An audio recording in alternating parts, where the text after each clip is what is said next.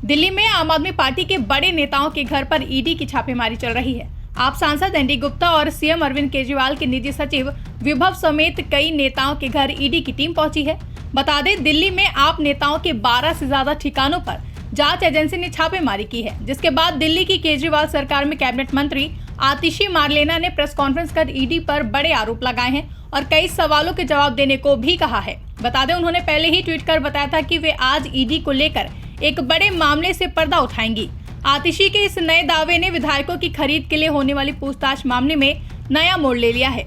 मंत्री आतिशी ने press conference की है, जहां आतिशी ने प्रेस कॉन्फ्रेंस में कहा है कि आम आदमी पार्टी को डराने के लिए आज सुबह 7 बजे से ही आम आदमी पार्टी से जुड़े नेताओं के घर रेड शुरू हो गई है, लेकिन आम आदमी पार्टी डरने वाली नहीं है। आइए सुनते हैं आतिशी मारलेना की प्रेस कॉन्फ्रेंस। मैंने ट्विटर के माध्यम से ये बताया था कि आज सुबह 10 बजे मैं ईडी पर एक बहुत बड़ा एक्सपोजे करने वाली हूं। इस एक्सपोजे को रोकने के लिए, आम आदमी पार्टी को डराने के लिए, आम आदमी पार्टी को चुप कराने के लिए आज सुबह 7 बजे से ही आम आदमी पार्टी से जुड़े हुए लोगों के घर पर, आम आदमी पार्टी के नेताओं के घर पर ईडी की रेड शुरू हो गई है। हमारे सांसद और आम आदमी पार्टी के ट्रेजरर एनडी गुप्ता जी के घर पे रेड हो रही है। ऐसा सुनने में आ रहा है कि उनके पीए के घर पे रेड हो रही है। मुख्यमंत्री अरविंद केजरीवाल जी के पीए के घर पे रेड हो रही है। और अभी खबरें आ रही हैं कि शायद आज दिन भर में आम आदमी पार्टी के कई और नेताओं के घर पर ईडी रेड करने वाली है। ये क्या प्रयास है ईडी का?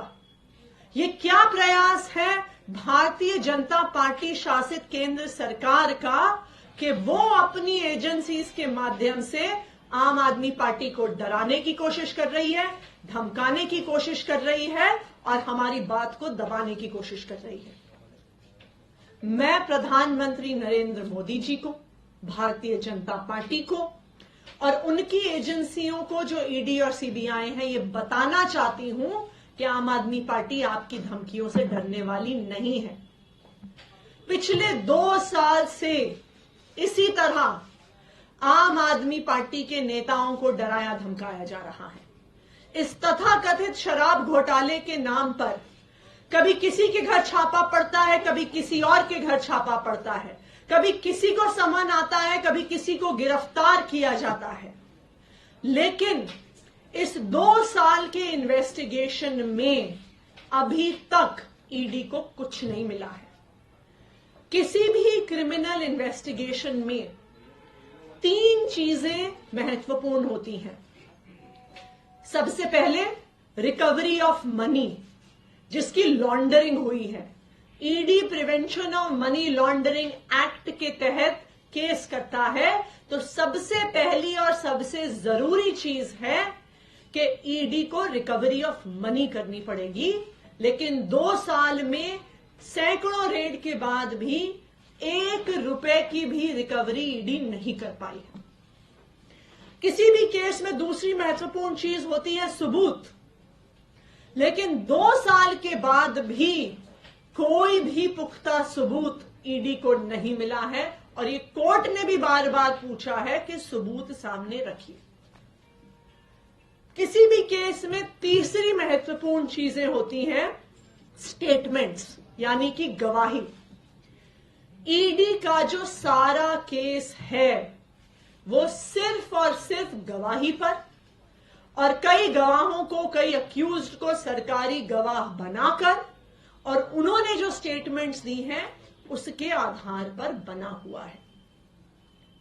और आज जो मैं खुलासा करने जा रही हूं वो आपको ये दिखा देगा कि ये सारी स्टेटमेंट्स फर्जी हैं, कि ईडी ने सारी स्टेटमेंट्स में फर्जीवाड़ा किया हुआ है। जैसा कि आपको पता है कि जब कई ऐसी स्टेटमेंट्स किसी अक्यूज से, किसी सरकारी गवाह से, किसी विटनेस से ली गई, उसके बाद कई विटनेस सामने आए और उन्होंने ये कहा कि उनसे स्टेटमेंट दबाव पूर्वक डलवाया गया, लिखवाया गया। एक विटनेस ने कहा कि उन्होंने ईडी वालों ने इतनी जोर की थप्पड़ मारा कान पे कि कान की कनपट्टी फट गई। इस वजह से इस दबाव में उन्होंने स्टेटमेंट दिया। एक विटनेस ने कहा कि उनको यह कहा गया कि अगर आप नेताओं के खिलाफ बयान नहीं दिया तो हम देखेंगे कि तुम्हारी बेटी कॉलेज कैसे जाती है। एक और विटनेस को डराया गया, उसको कहा कि तेरी बीवी को अरेस्ट कर लेंगे, तेरी बीवी को जेल के अंदर डाल लेंगे अगर तुमने आम आदमी पार्टी के नेताओं के खिलाफ स्टेटमेंट नहीं दिया।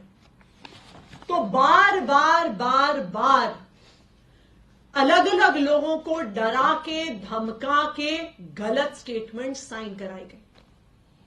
अब कैसे पता चलेगा कि जो स्टेटमेंट ईडी ने कोर्ट में सबमिट करी है क्या वो सही थी स्टेटमेंट? क्या गवाह ने कुछ और कहा था? क्या वो डरा धमका के ली गई है?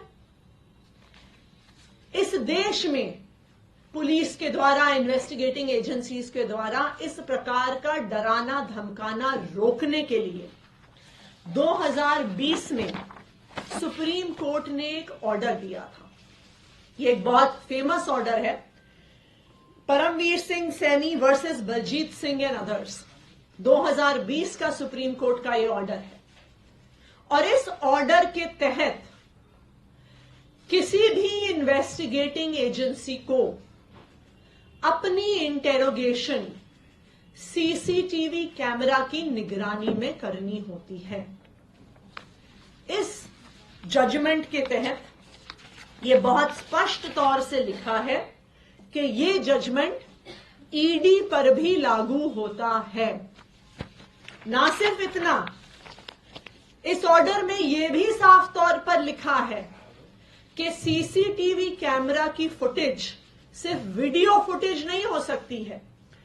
इसमें लिखा है CCTV cameras that have to be installed must necessarily consist of audio as well as video footage. ये सुप्रीम कोर्ट का आदेश है। क्यों? क्योंकि अगर ऑडियो और वीडियो फुटेज नहीं होगी तो यह सबूत नहीं बचेगा कि क्या किसी विटनेस को डराया गया, क्या किसी विटनेस को धमकाया गया। जो विटनेस ने बोला और जो कागज में लिखा गया क्या वो एक ही चीज है या वो अलग अलग चीज है। इसीलिए सुप्रीम कोर्ट ने यह आदेश दिया। इसी आदेश को रीआइटरेट किया सीबीआई के स्पेशल कोर्ट में एक्साइज पॉलिसी मैटर में ही जस्टिस एमके नागपाल ने, और यह किया उन्होंने 19 जुलाई को, जब एक अक्यूज्ड ने ईडी की सीसीटीवी की फुटेज मांगी। तो इसी सुप्रीम कोर्ट के ऑर्डर का हवाला देते हुए एमके नागपाल जी ने कहा कि यह हर विटनेस का, हर अक्यूज्ड का अधिकार है कि उन्हें सीसीटीवी फुटेज मिले with audio and with video. Audio footage को डिलीट कर दिया गया है इन्फोर्समेंट डायरेक्टोरेट द्वारा, ईडी द्वारा। ये क्या दिखाता है कि जो एक तो रिकवरी नहीं हुई, सबूत नहीं मिला, और जो स्टेटमेंट्स थी, जो एकमात्र आधार थी ईडी के केस का, वो सारी स्टेटमेंट्स भी फर्जी हैं। क्योंकि अगर स्टेटमेंट फर्जी नहीं होती तो आपको ऑडियो डिलीट करने की क्या जरूरत थी। तो आज देश के सामने ये बात आ गई है कि यहां पे घोटाले की जांच नहीं हो रही है, ईडी की इस जांच में ही घोटाला है। आज मैं ईडी से पूछना चाहती हूं, मेरा पहला सवाल ईडी से, कि ये ऑडियो रिकॉर्डिंग्स डिलीट करके ईडी किसको बचाना चाहती है? ईडी क्या छुपाना चाहती है जिसकी वजह से उन्होंने पिछले 1.5 साल की सारी ऑडियो रिकॉर्डिंग्स डिलीट कर दी हैं? मेरा ईडी से दूसरा सवाल कि आप देश के सामने, आप कोर्ट के सामने पूरी डिटेल्स रखिए कि पिछले 1.5 साल में आपने जितनी इंटेरोगेशन करी है, जितने सवाल जवाब करे हैं उनमें से कितनी इंटेरोगेशन और सवाल जवाब के ऑडियो आपके पास आज मौजूद हैं? ब्यूरो रिपोर्ट, इंडिया पब्लिक खबर। फिलहाल के लिए इस खबर में बस इतना ही। देश और दुनिया की ऐसी ही तमाम बड़ी खबरों के लिए हमारे YouTube चैनल को सब्सक्राइब करें और बने रहें इंडिया पब्लिक खबर के साथ।